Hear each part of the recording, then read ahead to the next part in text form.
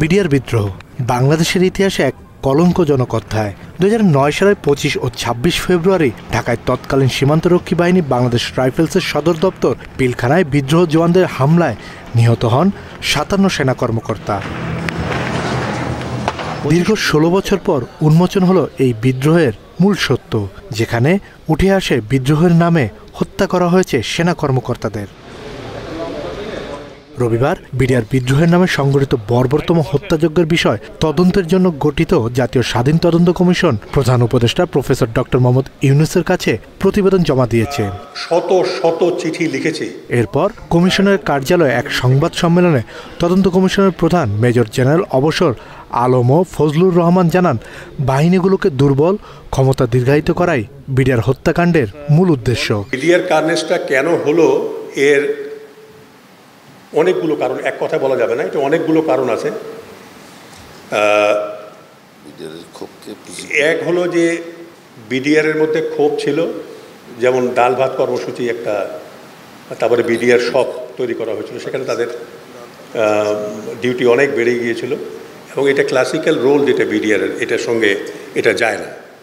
তো সেইগুলো জিনিস ছিল এবং কিছু বিডিআর সদস্য যেভাবেই প্ররোচিত হয়ে থাকুক, তারা সেনাবাহিনী অফিসারদের এখানে চাচ্ছিলেন না, সেটা একটা ছিল। আর বিডিআরের মধ্যেই অনেক রকমের টানাপোড়েন ছিল, যেগুলো আমরা বের করতে সক্ষম হয়েছি। এরকম অনেক কারণ ছিল, যেগুলোর কারণের জন্য এই ক্ষোভকে কাজে লাগিয়ে হ্যাঁ, মানে এটা হলো ছিল আর কি। আর বিডিআর কার্নেজটা হওয়ার পরে যদি আমাকে আপনারা প্রশ্ন করেন, সেটা আগামী উত্তরটা আমি দিয়ে দেই যে ওই সময়ের সরকার তার ক্ষমতা দীর্ঘায়িত করতে চেয়েছিলেন এবং প্রতিবেশী দেশ বাংলাদেশকে অস্থিতিশীল করতে চেয়েছিল এবং সেনাবাহিনীকে, বিজিবিকে, ওই সময় বিডিআরকে দুর্বল করতে চেয়েছিলেন। বাংলাদেশকে অস্থিতিশীল করার জন্য ষড়যন্ত্র ছিল এবং এই কাজগুলোকে ডাল ভাতের কর্মসূচি, তারপরে বিডিআর সব আর্মি অফিসার কেন এখানে এসে তাদেরকে কমান্ড করছে, এই বিষয়গুলোকে সামনে এনে এগুলোকে ব্যবহার করা হয়েছে। বলছেন আপনি যে আসলে ষড়যন্ত্র ছিল আমাদেরকে দুর্বল করে, দেশকে অস্থিতিশীল করা এবং বাহিনীগুলোকে দুর্বল করা। এই হত্যাকাণ্ডের মাস্টারমাইন্ড শেখ ফজলে নূর তাপস।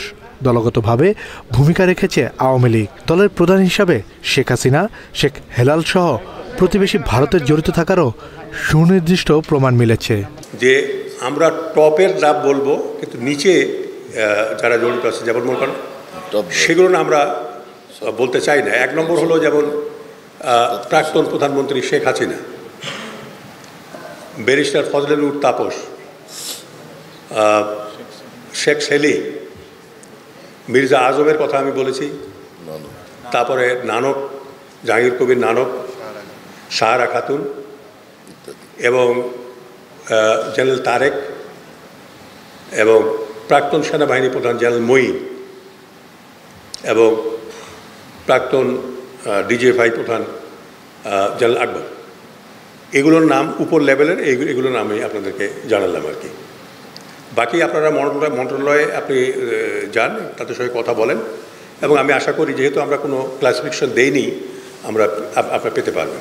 প্রতিবেশী দেশ বলতে আমরা ভারতকে বোঝাচ্ছি, যেখানে প্রাক্তন প্রধানমন্ত্রী শেখ হাসিনা তার দলবল নিয়ে আশ্রয় নিয়েছে। প্রতিবেদনে উঠে এসেছে এই ঘটনার পেছনে ছিল সুদূর প্রসারী পরিকল্পনা, এমনকি এর দায় তৎকালীন সরকার প্রধান থেকে শুরু করে সেনা প্রধানেরও। একটা দীর্ঘ সময় ধরে এটা হয়েছে আর কি, এটা একদিনে হয়নি, একটা দীর্ঘ সময় ধরে এগুলো হয়েছে। যেমন তাপস এসে মসজিদে বসে মিটিং করেছেন, বিভিন্ন ট্রেনিং গ্রাউন্ডে বসে মিটিং হয়েছে, অন্যদের সঙ্গেও এখানে জুমার নামাজ পড়ে তারপরে মিটিং হয়েছে, তার অফিসে গেছে, বিভিন্ন সময়, একটা দীর্ঘ সময় ধরে কিন্তু এই ষড়যন্ত্রগুলো হয়েছে, একদিনে হয়নি, এক পর্যায়ে এটা একদিনে হয়নি এবং সর্বশেষে গিয়ে এই কিলিংটা হয়েছে আর কি। এটা বিডিআর সদস্যরাও জড়িত ছিলেন, বাইরেরও জড়িত ছিল বলে আমরা পেয়েছি।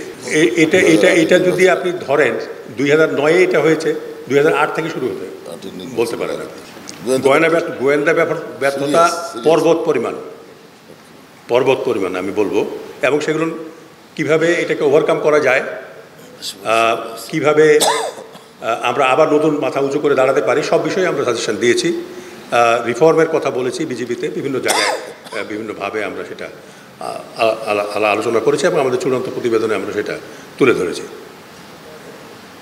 এবং জেনারেল মঈন তার বক্তব্যে বলেছেন যে আমি যদি এখানে অ্যাকশন করতাম তাহলে ভারত বাংলাদেশে ইন্টারভিন করতো এবং 71 সালে তারা ফিরে গেলেও এবারে তারা যেত না। এ সময় কমিশন প্রধান বলেন, হত্যার আগে এই সব সেনা কর্মকর্তাদের নির্যাতন করে তারা। দুর্বল জায়গাগুলোকে অ্যাড্রেস করে সরকার সেনাবাহিনীকে দুর্বল করবার, দেশকে অস্থিতিশীল করবার এবং তার ক্ষমতা কক্ষিগত করবার ব্যবস্থা করেছে। এবং ধীরে ধীরে সেনাবাহিনীতে ওই সব অফিসারদেরকেই কিন্তু পদায়ন করা হয়েছে ঠিকমতো জায়গাগুলোতে, যাতে সেনাবাহিনী এফিশিয়েন্টলি কমান্ডের অধীনে না থাকে। সেনা অভিযান হওয়ার পিছনে যেটা কারণ, সেটা হলো সেনাপ্রধান জেনারেল মঈন উনি সেনা সদর পরিত্যাগ করে প্রধানমন্ত্রীর অফিসে চলে যান যমুনাতে, এবং সেখানে তিনি সন্ধ্যা 6টা পর্যন্ত ছিলেন, যেটা শুরু হয়েছে সকাল 9:30 10:40 দিকে কিলিং শুরু হয়েছে। তো এই সব কিছু লাশ বের হয়ে আসতেছে, তাকে বলা হয়েছে, কিন্তু সেখান থেকে তিনি আর সেনা সদরে ফিরে আসেননি। এবং আরও 2 বাহিনী প্রধান, নৌ এবং বিমান বাহিনী, উনিও সেখানে ছিলেন। একটা কথা আপনাদেরকে আমি বলি, ওই সময় বিডিআর পিলখানাতে বিডিআর কমান্ড করার জন্য কোনো অফিসার ছিল না। যে অফিসারগুলোকে ছিল তাদেরকে কাউকে মেরে ফেলা হয়েছে, বাকি অফিসার কেউ চলে গেছে, বের হয়ে চলে গেছে, কাউকে জিম্মি করা হয়েছে, আটকে রাখা হয়েছে। সেখানে বিডিআরকে কমান্ড করবার জন্য কোনো অফিসার ছিল না, কাজেই সেখানে ইন্টারভিন করলেই কিন্তু বিডিআররা পরাজিত হতো ওই সময়। কিন্তু সেটা করা হয়নি, কারণটা হলো এটা একটা ষড়যন্ত্র ছিল যে এইভাবেই এই অফিসারদেরকে ধ্বংস করা হবে। এবং আমি আপনাকে বলে রাখি, 2 দিনে যখন 57 জন অফিসার নিহত হয়, সে দেশের স্বাধীনতা সার্বভৌমত্ব থাকে না। পিলখানার সেই অধ্যায় এখনও দেশবাসীর জন্য দগদগে ক্ষত। তদন্ত প্রতিবেদন নতুন করে আলো ফেললেও প্রশ্ন রয়ে গেছে অনেক, আর বিচার ও জবাবদিহিতার অপেক্ষায় মুখিয়ে আছে একটি জাতি। আমরা যদি ফেল করে যাই এই বিষয়টাকে অ্যাড্রেস করার কারণে, তাহলে আবার পিলখানা হয়তো বাংলাদেশে হবে, এবং এটা যাতে না হয়, আর পিলখানা যেন বাংলাদেশে না হয়, সেই ব্যাপারে আমাদেরকে সবাই সজাগ থাকতে হবে। কাজী পাপ্পু, বাংলা এডিশন, ঢাকা। প্রায় 32 থেকে 36টা সংগঠনের কাছে